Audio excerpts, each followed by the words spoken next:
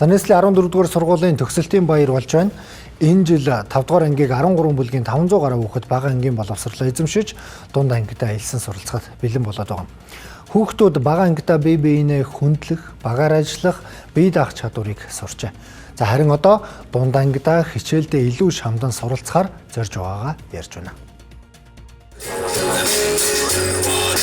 Өнөөдөр ангийнхантаа ингээд байж байгаатай баяртай. Ялангуяа багштай бидрийг энэ хүртэл ингээд эрдэм мэлгээс хуваалцаад өгсөнд баярлалаа. Би одоо илүү их амжилт гаргахыг хичээнэ. Би тэгэл 5 жилийн хугацаанд найзуудтайгаа сайхан харьцах тэгээд бас өөр хүндэтгэлтэй харьцаж зөндөө олон мэдлэг сурч авсан. Нөгөө зуны амралтаар манай самын 100 жил тахгүй юу. Тэгээ хөдөө яваад морь бас хичээлээ хэлнэ. Сандрах бол ер нь миний 70% авчлаа дөө.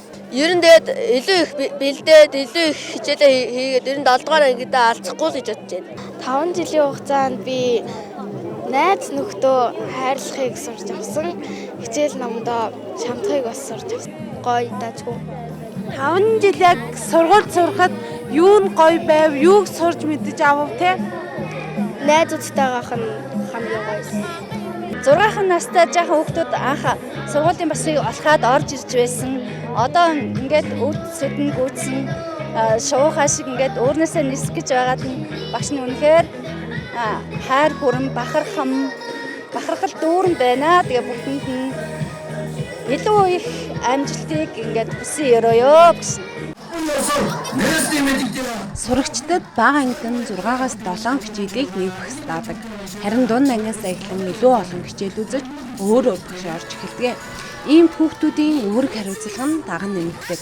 Мөн энэ үеэс хүүхдүүд дуртай хичээлээ тодорхойлж мэрэгжлийн чиг баримжаа авдаг байна.